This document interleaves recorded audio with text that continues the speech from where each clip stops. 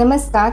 आज आपण बघणार आहोत खुसखुशीत अशी चवीला एकदम चटपटीत लागणारी पालकची वडी कशी बनवायची. चला तर मग रेसिपीला सुरुवात करू.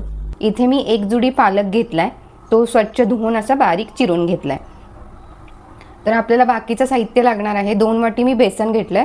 बेसन किती आपल्याला पालकमध्ये खपतंय ते बघून घालायचं आहे. 4 आमसूल मी भिजत घातले होते थोड्याशा पाण्यामध्ये. तर त्याचं पाणी जे होतं ते मी काढून घेतले, आमसूल घेतलेले नाही आहेत. याच्याऐवजी तुम्ही लिंबू घेऊ शकता.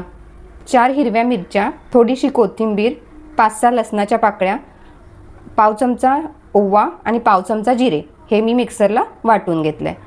चिमूटभर हळद घेतली आणि चवीनुसार मीठ घेतले. 2 चमचे पोहे घेतलेत, ते पाण्यामध्ये भिजवून घेतलेत. पालकमध्ये आपल्याला लसूण, मिरची, ओवा, जिरे, कोथिंबीर हे बारीक केले ना वाटण हे घालायचं आहे. तिखट आपल्या आवडीनुसार घालायचं आहे. चिमूटभर हळद, चवीनुसार मीठ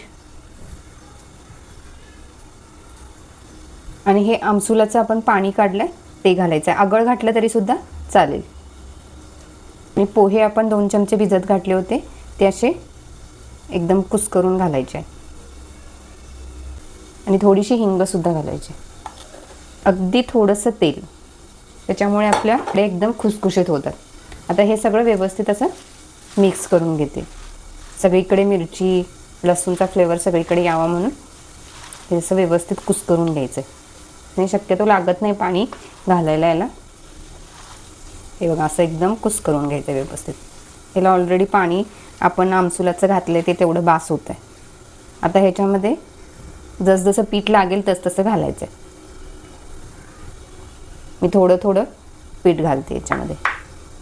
हे पातळ होत राहतं, त्याच्यामुळे जास्त पण अति पीठ घालू नका. आपल्याला रोल करायला येत असतील तर पीठ बास करायचं घालायचं. आता हाताला थोडंसं तेल लावून घ्यायचं आणि ह्याचे असे लांबडे लांबडे हे असं लांबडे वड्या पाडायला येतील असे आकाराचे गोळे करायचे. हे असे लांबडे असे सुरळी करायचे.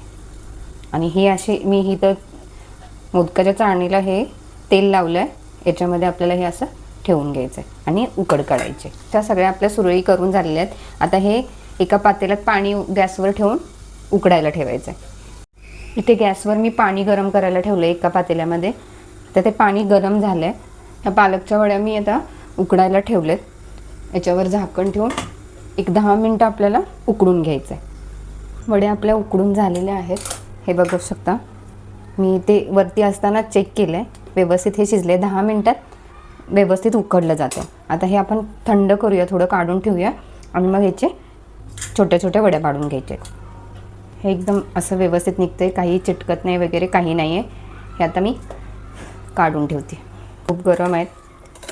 हे पालकाचे रोल्स आता थंड झालेत. हे आता मी कट करून घेणार आहे. बाकीचे रोल्स मी तसेच डब्यात घालून फ्रीजला ठेवलेत. 8 दिवस तसेच राहतात, काही होत नाही. तुम्हाला पाहिजे तेव्हा काढून कट करून तळून घेऊ शकता. आता ही मी एक रोल घेतला आहे, याच्यामध्ये एकदम पातळ असे काप करते.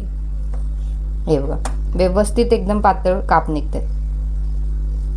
हे असेच काप करून घ्यायचे. कट करताना मात्र असं पकडायचं आहे दोन्ही साईडला, जेणेकरून ते तुटणार नाहीत आपल्या वड्या. छान अशा वड्या पडल्यात, तुटलेल्या नाही आहेत काही नाही, एकदम व्यवस्थित वड्या एकदम सुंदर अशा पडल्यात. हे बघा. आता ह्या मी तळून घेते. कढईमध्ये तेल ठेवलं आहे, तेल गरम झालं आहे. ही छोटीशी वडी मी टाकून बघते. गॅस बारीक करायचा आहे आणि बारीक गॅसवरच ह्या वड्या आपल्याला तळून घ्यायच्या आहेत. आजपर्यंत व्यवस्थित तळल्या गेल्या पाहिजेत आणि खुसखुशीत झाल्या पाहिजेत. म्हणून हे तुम्ही तळायचं नसेल तर शालो फ्राय पण करू शकता. मोहरी, जिरे, लसणाची फोडणी टाकून नुसतं परतून सुद्धा खाऊ शकता, तसंही खूप छान लागतं. आता हे मी असंच सगळ्या वड्या तळून घेते. हे बघा अशा रंगावर काढायचे. मी गॅस करते बंद आणि ह्या सगळ्या वड्या काढून घेते. तयार आहेत आपल्या खुसखुशीत आणि चटपटीत अशा पालकच्या वड्या. नक्की ट्राय करून बघा. रेसिपी आवडली असेल तर रेसिपीला लाईक करा, शेअर करा आणि चॅनलला नक्की सबस्क्राईब करा.